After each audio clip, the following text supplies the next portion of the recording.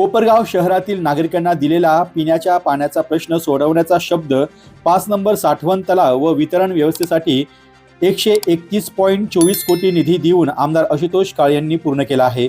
5 number साठवण तलावाचे काम पूर्ण झाल्यामुळे कधी 21 दिवसांनी तर कधी 16 दिवसांनी मिळणारे पाणी आता कोपरगावकरांना 4 दिवसाआड मिळत आहे। हे पाणी नियमित मिळावे हे आमदार आशुतोष काळेंचे स्वप्न आहे।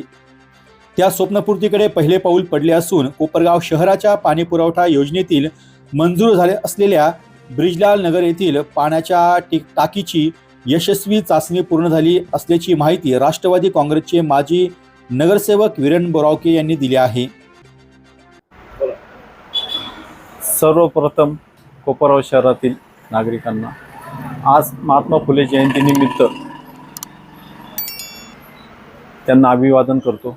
त्याचबरोबर येत्या 14 एप्रिलला डॉक्टर बाबासाहेब आंबेडकर यांच्या जयंतीनिमित्त त्यांना सुद्धा अभिवादन करतो। आज जर आपण पाहिलं 2019 मध्ये आमदार आशुतोष दादा काळे यांनी निवडून आल्यानंतर जो कोपरगाव शहराला जो सांगितलं की मला तुम्ही निवडून द्या, मी तुमचा पाण्याचा प्रश्न संपवल्याशिवाय राहणार नाही।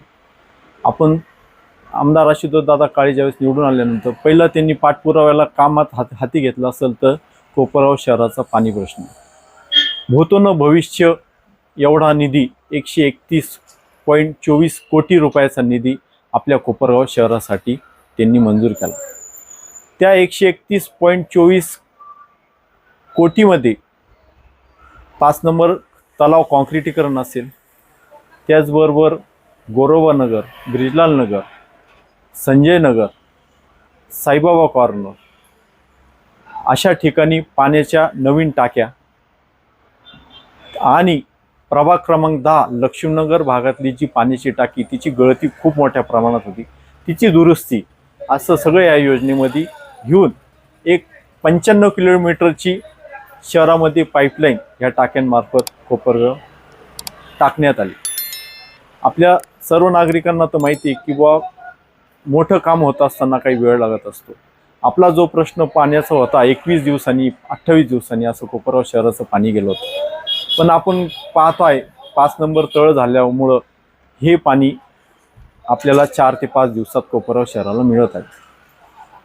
आज या ठिकाणी ब्रिजलाल नगरची टाकी जी नवीन बांधलेली आहे ती टाकी बांधून आज तिची ट्रायल काल घेण्यात आली।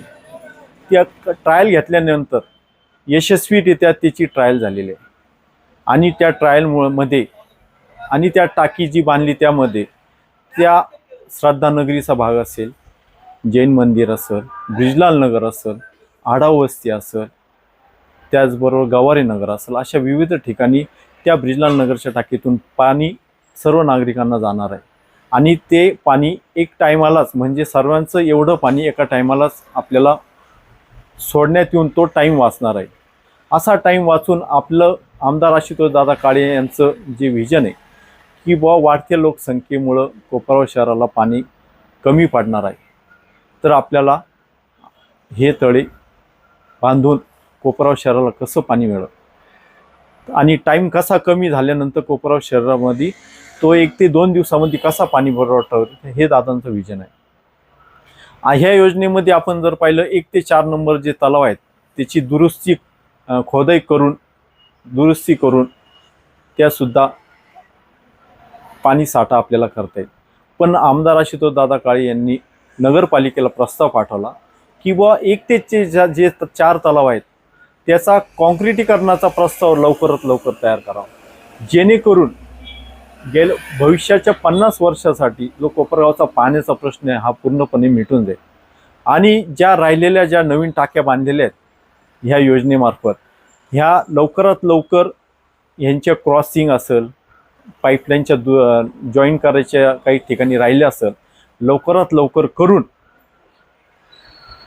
ही योजना नगरपालिकेने ह्या ज्या पाईपलाईन टाकलेल्या योजनेतल्या ह्याच्यावरचे जे नागरिकांचे कनेक्शन असतील ह्याच्यावर ट्रान्सफर करून हा आपल्याला आपण जर पाहिलं कोपरगावचा पाणी पुरवठा व्हायला 4 ते 5 दिवस लागतात, कारण भाग मोठे डिवायडेशन खूप मोठ्या प्रमाणात वॉल असल्यामुळं हा पाणी पुरवठा आपल्याला कमी करता येत नाही. ह्या टाक्या आणि ह्या योजनेच्या पाईपलाईननी पाणी चालू झाल्यानंतर नक्कीच 1 ते 2 दिवसात आपल्याला पाणी कोपरगाव शहराला राहील. हा आमदार आशुतोष दादा काळे यांचा प्रयत्न आहे आणि हा प्रयत्न यशस्वी ते केल्याशिवाय राहणार नाही. एवढं बोलतो. जय हिंद, जय महाराष्ट्र. डी न्यूज वृत्तवाहिनी सामाजिक, शैक्षणिक, राजकीय, धार्मिक, सहकार, सांस्कृतिक, कृषी या सर्व चालू घडामोडींचा वेध घेणारी वृत्तवाहिनी.